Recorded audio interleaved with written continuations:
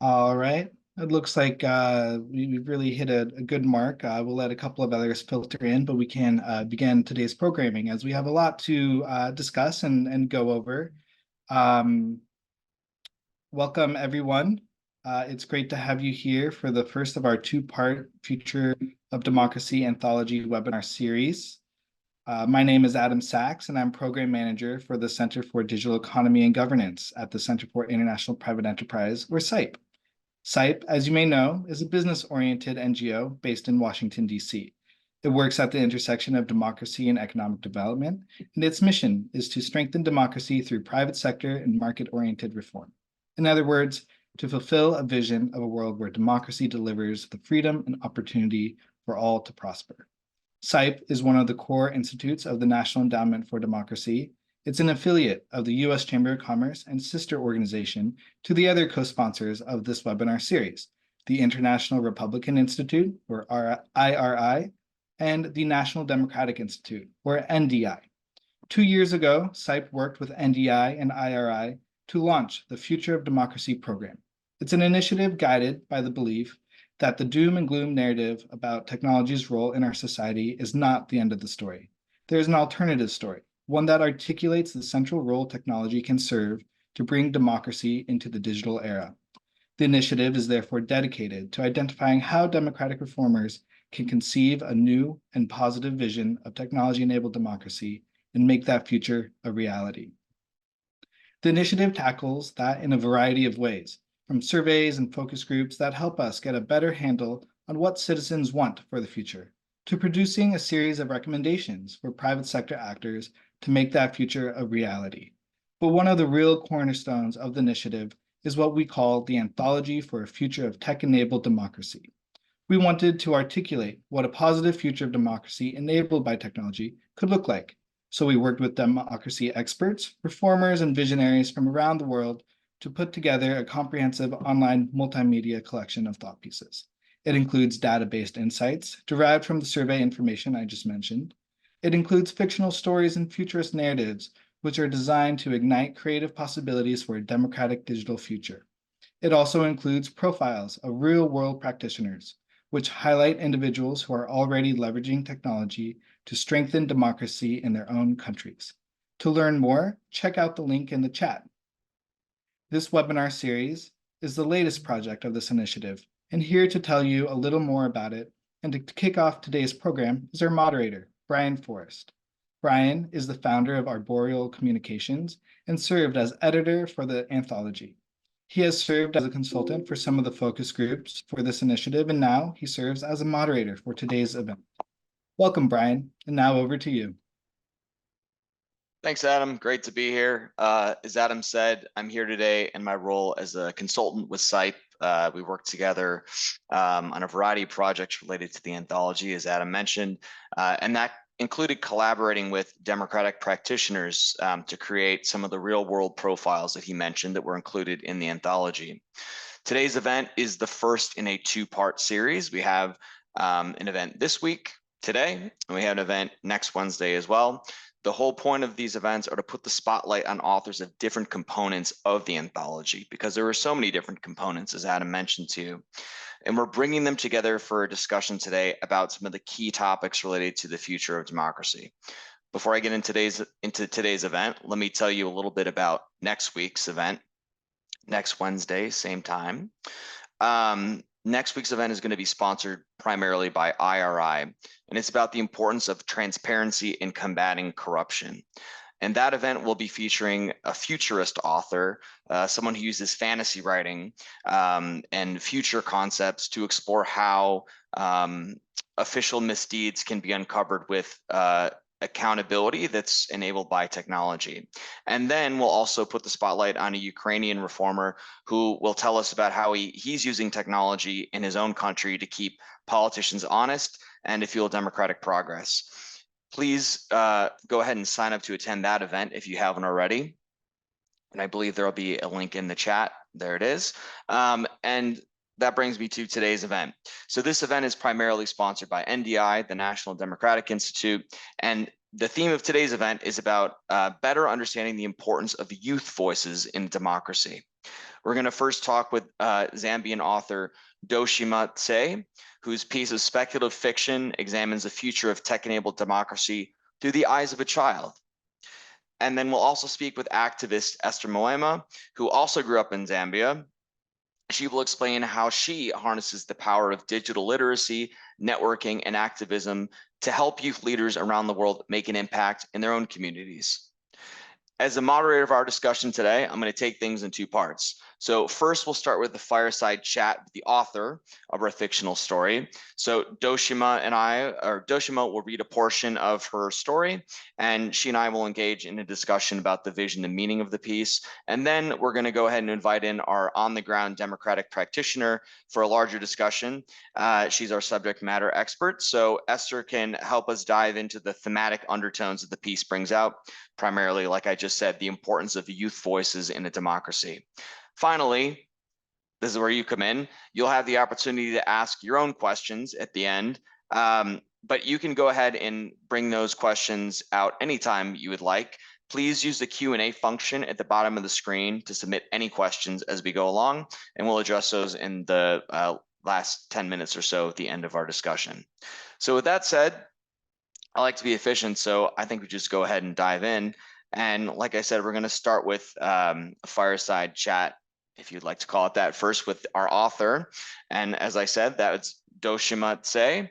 She works in the development sector as a communications strategist. She's an award-winning photographer, and she writes technical content for nonprofits. She's Nigerian by birth, but like I said, she currently lives and works in Zambia. And in her free time, she likes to garden, start DIY projects, and read high fantasy books. Perhaps then it's no surprise that she is also the author of the story we want to talk about today, which is Oyarsu, Terraforming Earth.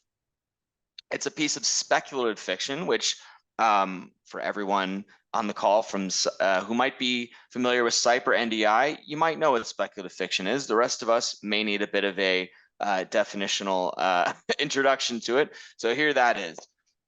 It's actually pretty simple. It includes science fiction, fantasy, all those related subgenres. It's about magical realism, alternative histories, weird fiction. In other words, it's about exploring other worlds, but also reimagining how our own world might be different than it is today. And that's really what the Future Democracy Initiative is all about.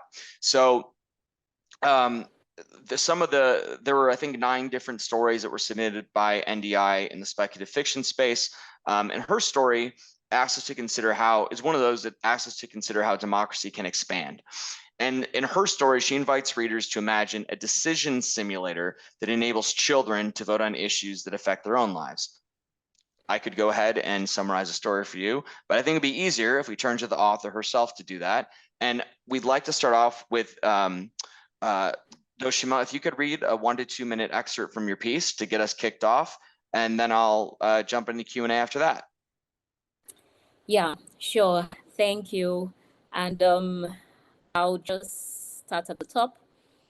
So the children in the brightly lit classroom had barely looked up from their screens during the tremor. They were making their way through the latest decision simulation.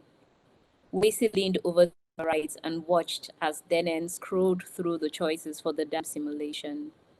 He selected the channel option and, using the build tool, started to construct a wall over the true-to-scale digital copy of the narrowest part of Oyasu's main river.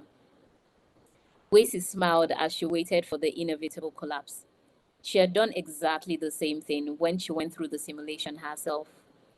As the pressure built, the wall began to cave outwards. Denen huffed in the way he did when he was annoyed. He hit the pause button and bit his thumb as he stared at the screen. Wacy leaned close and whispered to him, "Think about your physics lessons.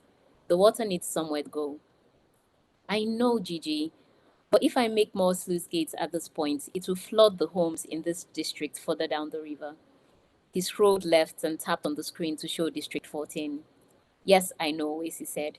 She had also tried out adding more sluice gates. "What should I do?" Denen looked at her imploringly. "I cannot tell you that because I do not know myself." But keep working at it. If no one finds a solution, then that means the dam isn't in the best interest for everyone. But we need a dam. It's the only way we can keep the water as levels drop lower. It seems like the only way, but the obvious way might not be the only way, especially if it does not benefit everyone. We must find a better way. At the end of the simulation, you can suggest a different way if the dam doesn't work. Remember the fish farms? Yes, he smiled and nodded, almost bouncing in his seat. I can't wait till they finish building them. Wasty smiled and rubbed his shoulder. Back to finishing the simulation then. He smiled and bent back to the tablets. The end. Thank you. And that's obviously a small portion of a larger piece, missing some context. Thankfully, we have the greatest authority on the context of the piece here with us. So could you tell us a little, could you summarize the piece for us and tell us a little bit more about it? Yes, and thank you, Brian. You started off with a very good summary. And basically, this piece looks at the future of humanity and speculates about a time where climate change drives people to look for alternate ways to live, including going underground and building communities on the ground. And as you would expect in situations like that, where people are faced with decisions that they have to make, new societies form, a new way of being in community, a new way of making decision arises, and especially prominence is given to young children to make decisions using a kind of role gaming simulation type decision making tool. And that's mostly because the people in this community believe that the people who are going to live with the results of the decisions that are made should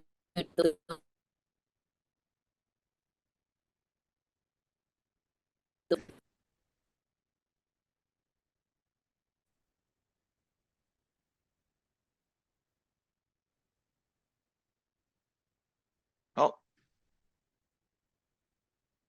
I think I lost your audio for a little bit.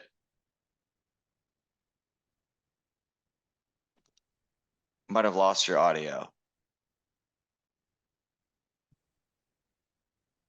Deshima, would you like to try turning your video off to see if we can hear you?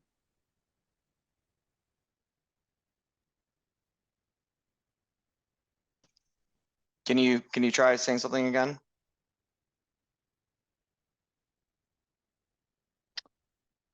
Well, we'll let the technical folks maybe work with you offline, and we'll continue on with Esther, and then come back to you when we're able to get your audio back up. No problem. This is about a technology-enabled democracy, right? So let's talk about technology. So, hey, we got a good summary of the piece, Esther, so at least that gives us a good transition into beginning our discussion. So let me go ahead and introduce you to everyone. So bringing in Esther Moema, she's an artist and a digital inequalities practitioner with expertise in internet governance, in digital transformation, and in innovation. She has over a decade of experience in Oh, can you hear me now? I hear you. I'm Oh, gonna introduce Esther, and then if you still have audio, we'll go through a couple questions and come back to her. We'll make yeah, this work. sure.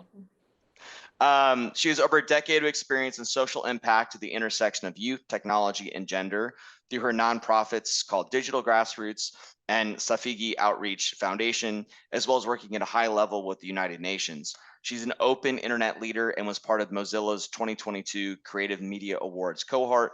And like Doshima, she also lives in Zambia, and interestingly enough, is a fiction author herself. Now, since we have Doshima's audio back, I think we're gonna flip back and kind of finish that discussion. But you've been introduced. So we'll come back to you in just a moment. So Doshima, can you tell us why in particular did you choose that excerpt from the piece? So I wrote this when I was spending time with my nephew. My nephew is 8 years old, and I was thinking about a future where he's able to contribute to the decisions that are made in the community where we live. And because I work in the development sector, a lot of the people that I work with are really, we have people who are dealing with a lot of different situations where their voices are not being I want heard, to make where money and look like thought. they kind of where they feel a bit powerless. And one young man in Madagascar in particular really inspired me to write this. They were facing a drought in a part in southern Madagascar, and the land where he had lived and he had inherited from his parents had been overtaken by dunes, so he couldn't grow anything there anymore. And from having land, he suddenly became someone who had no land and did not have any power because the landowners were the ones that were making decisions for the community. So that took me sort of down the rabbit hole of how far down do people own land, does the government own land, and how you can carve out a space, how communities can carve out spaces for them, thinking of a bit of speculative and innovative ways of solving this problem. And so, you know, when you're talking about who inspired you to write the piece, obviously he's a young man, you said, but where does why should young people have a say in all that? Why does your piece focus on that aspect of it? I think primarily it's because the young people are the ones that would live with the decisions that are being made now, which is why you see a lot of young people being really passionate about things like climate change, things like budgeting and stuff like that, that would really linked to their future and how they would live. So if you deplete the resources of the planet right now, the people who are making the decisions now are not going to be alive in 50, 80, 100 years. So for me, speculative fiction is about thinking about if we censor the people who are going to be living at the time where we would get all of the impact of the decisions that are being made now. How can we change that narrative and put them in front of the mic, so to speak? Were there any other inspirations from your own life or your own observations in the real world that inspired the story you wrote in the fiction world? We obviously see, we know the prime inspiration, but there are a lot of other themes in there. Yes, and what happened just now, I feel like I couldn't have planned it better, where I was thinking about my nephew and the fact that in most of the places where young people live right now, they do not have a lot of access to technology. So my internet is a bit up and down. I suspect that's why my audio went off. So if you're thinking about the world that we live in now, you are immediately putting a large percentage of the young people who live right now in this outside of the decision making process because they do not have access to technology, they do not have access to the internet, for instance, to be able to, on one hand, contribute to the conversation about democracy and issues that would affect them. But on the other hand, even know and understand, get that information, which is, I'm really looking forward to Esther's portion of the conversation because I know they're doing awesome work with young people and helping them to not only be people who are inspired to vote or to contribute to democracy, but actually making them informed voters as well, informed contributors to the conversation. Well, you couldn't have set up the next section better, but before we do that, are there any other takeaways that you want readers to come away with after they either read your piece or hear about it on this call? So I would really love for people to take this story, take this ecosystem and expand on it. So when people read this work, I'm hoping that they disagree with it, they agree with it, they take it in a different direction because that's the whole purpose of speculative fiction, right? Where you speculate and you think about the possibilities. So for me, writing this piece was really about starting a conversation, helping people begin to think about the possibilities, the systems of governance that we have right now, may seem ingrained and seem like the only system, but there are so many possibilities that if we all come together and think about, we can explore in so many different directions.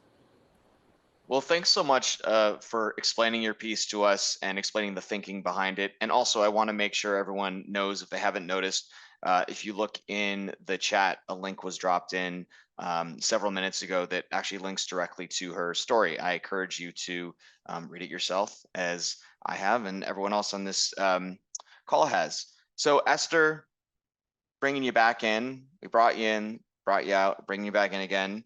It gave you an introduction. But we're only halfway there because I want to talk about your case study. So Esther and I actually have worked together for a little while because I was the writer who helped put together her story, her case study that went into the anthology. Her story is called Centering Youth Voices Online to Build a Democratic Digital Future. And obviously, Doshima could not have possibly set this up better. And let me just give you a very quick summary of Esther's case study, and then I want to get right into the Q&A with her. So in that case study, Esther talks about how she helps young people harness their power online because she wants to make their voices impactful in the real world. So she explains how through her own nonprofit work and what she calls digital citizenship, that's a quote, she helps build the capacity of a new generation of digital citizens to participate in a more democratic digital future. So that's one where individuals are empowered with dignity and autonomy and their own agency, the agency to shape the prospects of their own communities in the course of their own lives. So that goes without saying. She's an expert in the importance of youth voices in democracy. That's why she's here. So let's get into it. Esther, I know I just introduced you and I also talked about your work, but why don't you tell us in your own words who you are and what you do? Awesome. Thank you, Brian, for that wholesome introduction. And it was amazing to work with you and seeing the anthology coming to life. So it's very exciting. Like, I feel like you're coming full circle where I'm going to share the real work on the ground and with Doshima sharing the futuristic aspects of it. In terms of what I do, I work at the intersection of art and technology. And I feel like the essence of what I do is to put in a feminist and decolonial perspective on how we see technology in order to bring in equity in a world where digital inequalities are replicating real world inequalities. So that's me in a very brief snapshot. I could also add that I am an open internet for democracy leader. So that's how I have been part of the Open Internet for Democracy initiative for a while now. And my aim is to ensure that tech-enabled democracy is a reality. Perfect. Well, I think we have a good background for who you are and what you're bringing to this discussion. So let's merge the two and let's talk about the Doshima's piece. So what were your main takeaways when you read that? The piece, I think it's a very valid piece for our time. I'll speak from the context of Africa, where 70%. I'm very sorry to interrupt you, but I just heard. I'm sorry. The Q&A function was apparently disabled earlier. It is now back up and running. So if you have questions as we're talking, please go ahead and put those in the chat. Sorry, or use the Q&A function, not in the chat. I'm sorry. Please go ahead. Awesome. So I believe that the story is very replicative of our times. 70% of the African population is youth under 25 years old. So it is very important when we're thinking about democracy, what that looks like. And this generation is also the digital natives. And so in the work that I do at Digital Grassroots, our aim is to increase digital citizenship. So the best way, what we do at Digital Grassroots is to increase digital citizenship in underrepresented communities by making sure that young people who have not been included in the digital ecosystem as co-creators are brought into that space. So the story that Doshima wrote is really reflective in the way that it shows the contrast between young people wanting to take leadership through democracy and the older generation that believes that they know how to lead. So that is one aspect, the conflict between the older generation that says we know better and the young people who are full of hope about what the future could bring. Another aspect of it is also the conflict aspect, where we're living in a time where we're seeing conflict happening in real time. And that is also a principle that shows up in the story, where a group says we're going to protect ourselves and we're going to build our own technology, but close ourselves off. So it talks about the principle of I think in reflection, it's the principle of an open internet that is being threatened actually right now with where the internet wants to be disintegrated. It's people no longer want it to be a centralized force that is open and replicable. So that is under threat, and an open internet is really essential for democracy because it means that nobody owns the infrastructure and communication is open for everyone. So that concept came up, and most importantly, I think it talks about the concept of autonomy and dignity when it comes to decision making, with the way that the characters interact with each other, and also conflict resolution. So there's a lot that goes into the story, and I think everyone should read it to understand it better. But yeah, I really enjoyed it. Well, as you say, there's a lot that goes into the story, and there's a lot that goes into democracy, right? It's way more than just voting in elections. However, that is the first thing that comes to many people's minds, and this is the global year of elections, and that is true in particular in Africa. And I know that's something that's important to you. And so let's talk about why is, in a year of so many elections around the world, why do these concepts matter so much? These concepts matter because technology is shaping our democracy. Social media is influencing elections, and finally, the public square is open for everyone. Everyone's opinion can be seen and heard, but that also opens up the can of worms, for lack of better words, where there's disinformation, misinformation, internet shutdowns, where journalists are harassed or doxxed, where women are harassed and not allowed or pestered when they try to take political positions. So when we think of a tech-enabled democracy, it's really about the principles of an open internet for democracy showing up online, and the conflict that is happening in the real world, in our day-to-day reality, showing up on the virtual world. And it means that voices are getting silenced online as well, which affects democracy in the long run. So much more than just having access to the technology, there's also, is the environment, the online environment, open and democratic in the way it is, from the infrastructure to the design and to the way it is deployed. Perfect. Well, I'd love to bring Doshima back into the discussion because I think we've gotten a good sense from both of you, sort of where the story is coming from and where the inspiration was from her side of things, where you're coming from, as well as the takeaways from the story that are most important to you. And I want to start with a question that's still with you, Esther. Okay, you specifically said real world on the ground experience, right? Let's go back to the fictional aspect of things. Why does fiction matter in the real world? Why are we including speculative fiction in the anthology? I'm going to ask Doshima the same question, but I want to know from your real world experience, why is it applicable to what you do? Yeah, and when I started my work, I thought I had to choose between being an artist and being working in technology, for example, because they seem far removed from each other. One is more hands-on and the other one is more, let's dream and imagine.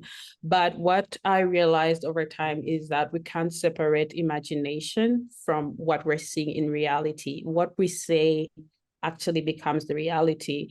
And in terms of my work in decolonizing the internet or digital colonialism, it's really seeing that the infrastructure we use today and the social media aspects and the internet that we see today is built from the imaginations of people in the past. So this was something they dreamed up and imagined, and it came to reality. And that's why stories like Doshima's, it's so important to have speculative fiction that are rooted in our communities, because I'm speaking for very generally for the African context, because storytelling has been central to who we are as people. And so storytelling shares morality and also shares ideas in a way that is reachable to people who otherwise do not have the technical concepts that we're talking about. And that's the real democracy, where knowledge is reachable to those who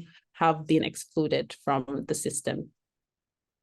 Perfect. And Doshima, would you like to add on to that in your own, with your own perspective as well, I would say a fellow fiction author?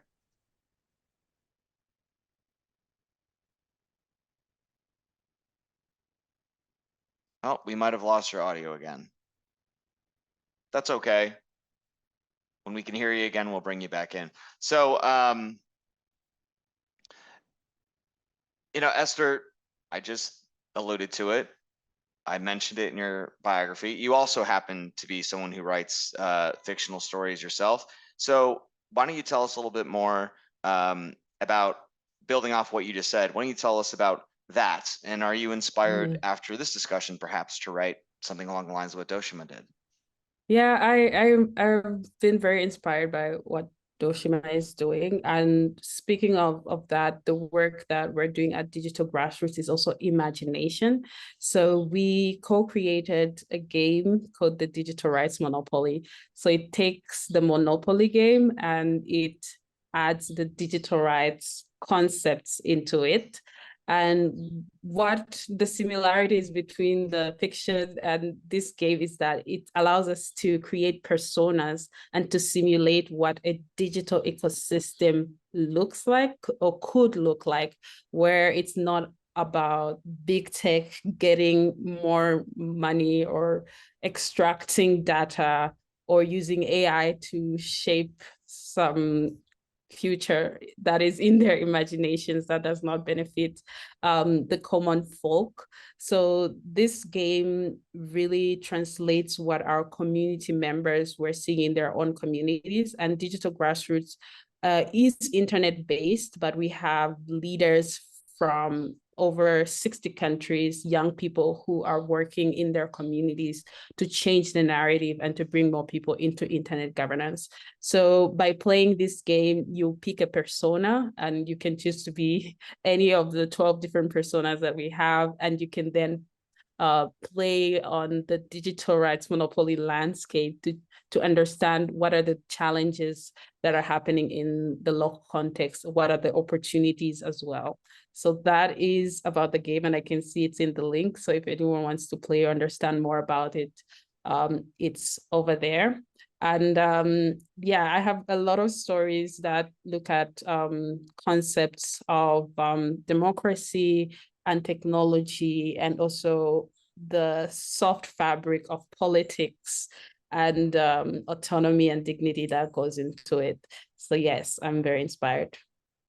Perfect. Well, you talked about speculative fiction, talked about games. There's obviously a lot of ways to help people beyond just on the ground work, not only understand the work that you do, but understand why it matters. Is there anything sort of beyond those that you think might also be helpful in getting people imagining the kind of future that you're trying to create? Yeah, one of the most important things that I've seen working both at the high level, at the grassroots, is that there is no communication. Policies will be made at the high level, and at the grassroots, there'll be people advocating for things, but there's no communication. There's a gap between those two. And that's something that I think should change, because we are ultimately building our society using technology that has not existed before. So there needs to be communication with the grassroots on how to build technology that is responsive and not only reactive. Another comment I would say is fiction should be taken seriously as academia, if I dare say so, because the barriers of entry to academia limits imagination and limits novel thinking, because you have to toe the line of what has come before. And sometimes innovation cannot happen in that way. And so stories and anthologies like this one really ask us to think differently and to see the world in a more humane way and think that individuals are affected. It's not just about the big picture. The small picture also matters a lot. So, well, actually, before I ask you another question, just want to remind everyone, we'll be turning to audience Q&A in a few minutes. So if you have any questions, now's a good time to drop those into the Q&A function. And we're looking forward to answering a couple of those. But Esther, you just said something I found really interesting. You said fiction should be taken as seriously as academia or put on the same level. So quote me on that. Yes, quote me on that. Well, you're quoted. So let's actually dive into that. I think that's interesting, and I'd love to hear if there's a particular piece of fiction that really, beyond the one we just heard, that inspired you in your own work, maybe when you were young or something like that. Yeah, I love to read Nalo Hopkins and Kay Jemison, and they're fantasy writers, and they're quite amazing and it's usually very futuristic and fantasy writing. So those works have inspired me a lot.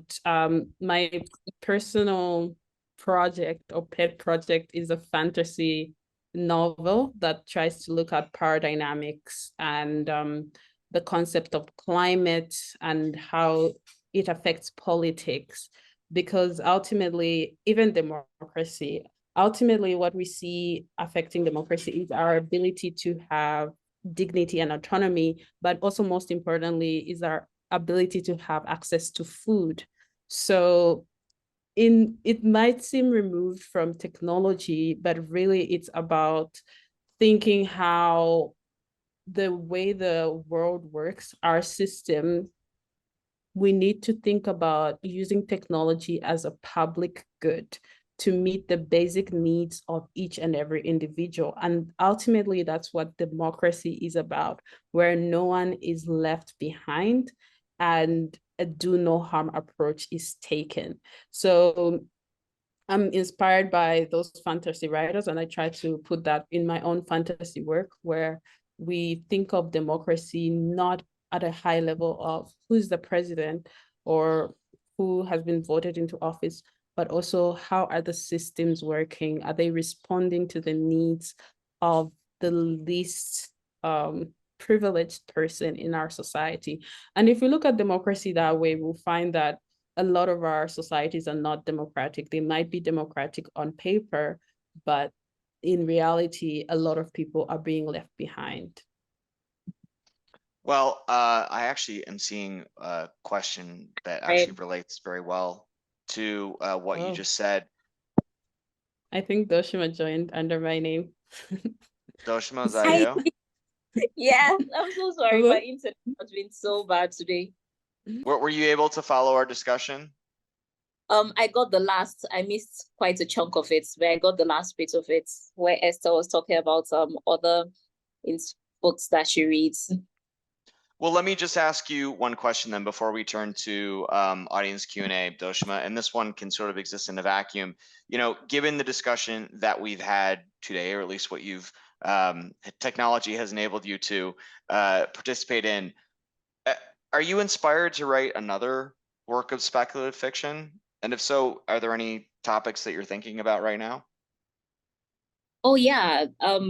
So I'm hoping to build out this story into a bigger ecosystem where I think through how the people in Oyasha interface with other novel communities, because this is one solution for how a community responded to climate change. They went on the ground. So I'm thinking about, how about other people that found other solutions? What are those other solutions? And how would they interface with Oyesha? Because at one point in the story, the community that lives in Oyesha is talking about how they've made connections and they have allies in other communities. So I would like to explore that a bit and see where that goes. And then I would also like to explore how those other societies are governing each other. So I'm thinking of, if you take society now and splinter off into different communities and have them live almost isolated. It's the way that in Madagascar, for instance, you have the most diversity in life because it's an island and has kind of been isolated. If you take that and you replicate that for communities, what kind of democracies would come out of that?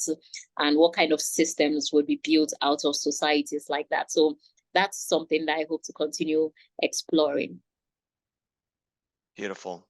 Well, thank you both. And I want to just make one more plug. If you have any questions, now is the time to drop those into the chat. And I'm going to go ahead and start with a question I saw earlier that related to a comment you made, Esther. Here it is. Esther and Doshima, thank you for your thoughtful comments and for the excellent story. With technology largely operating across borders, national policy and national elections can feel insufficient to address those more global challenges. So what regional or global mechanisms do you think you should be engaged in or seek to create to ensure a more tech-enabled democratic future? And Esther, I think I'm going to kick that to you first. Yeah, that's a great question. Thank you to the person who asked it. So in my work as a Mozilla Creative Media already, I try to use, I use storytelling, African folklore to engage communities to understand the scope of internet infrastructure around the African continent. I'll share that link in the chat. So there are two answers I can give to that. And the first one is understanding who owns the infrastructure. Many of us see the internet as something that is in the cloud, but actually it is physical infrastructure. And when we narrow it down, we see that big tech companies like Google and Facebook own a lot of that infrastructure, and private sector owns 90% of that internet infrastructure. And that means that we run the risk of something that is used as a public utility being owned by private corporations. So young people can be engaged in building their own infrastructure and inclusive ways of designing technology that is responsive and not reactive. The issue that I'm talking about is specifically Google and Meta are building undersea cables that are surrounding the African continent. And that is something that people do not know. Visually, it's spectacular to think about it, that these, the internet that we are using, big tech has a hand in it. And that's where our data is going. So even when we think about artificial intelligence coming in, when we think about where our data is stored, those are some questions that young people should start advocating towards, and also our government officials. Given that it's a continental and regional thing, it has to be intergovernmental, it has to be multi-stakeholder for it to be resolved, to ensure that the internet stays as a public good. And the second thing is funding grassroots organizations. There are many organizations like mine that are working hard to ensure this tech-enabled democracy, but funding mechanisms are not responsive to that because it's reaching to the most marginalized people, and you can't exactly put a value on it, like what are we going to get from this person? So I believe that we need to change our funding mechanisms to engage more grassroots organizations. Thank you. Fantastic. You know, I know that's really your area of expertise, Esther, but Doshima, do you have anything that you want to add on to what you just discussed there? I think Esther did a great job of really just talking through what the important issues are.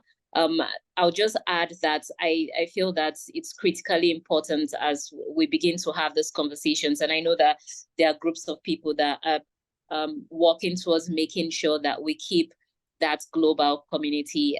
Esther alluded to this a bit.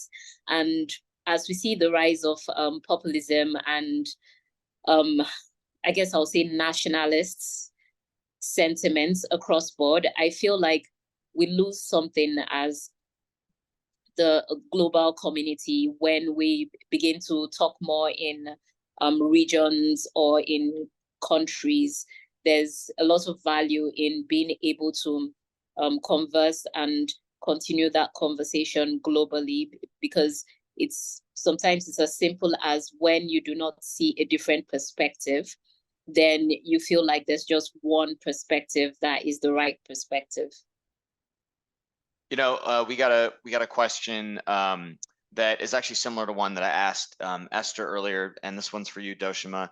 And it's, what other pieces of speculative fiction or just fiction in general inspired you in your own work, either to become an author or in the story that you wrote? Oh gosh, there's just so many things. On one hand, it's things like The Handmaid's Tale, and how that's just such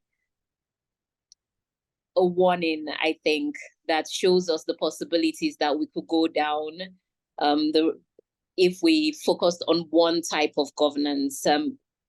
Other things are a bit more populist, more popular and topical for right now. Things like the three-body problem, which I've already gone through the whole season. I binge watched it, and I think that's particularly reached out and grabbed me, because it was beginning to see how the systems of decision making and governance would play out if we discovered life outside of Earth, if we met aliens, for instance. And if you do like sci-fi and speculative fiction, I'll just put in a plug there for the three-body problem. I've enjoyed watching that. Beautiful. Thank you. And we have another question. Just give me 1 second. Esther, is for you. Greetings from Cuba. Do you think that a young Cuban can take these tools as a patron to achieve technological democracy? Oh, wow, I'm very excited to get greetings from Cuba and hi from Zambia. And I've always wanted to visit, but I haven't had the chance. So I believe that every young person has the power to shift the current world system we're living in. By that, you have to see that we're actually living in a system that was shaped by someone's imagination. So just you thinking about, I want things to be different, is a first step. And using your imagination to dream actually puts those ideas into the world. And even if you're not the one who create that change, it'll be out there in the world and someone will take it up. So I believe that coming from a society like Cuba, you offer a very unique perspective that the general, the idea of democracy may not capture. We are getting a lot of ideas from the global north or global north ideas, but what we really need right now is ideas of democracy that are responsive to our communities, that are more communal, or that also honor our histories and also the way our culture is. So I believe that you can take the tools to achieve technological democracy. You can do it through writing your own stories. You can do it through studying a tech course or following a path, or just supporting people online who are doing the work. So thank you. Yeah.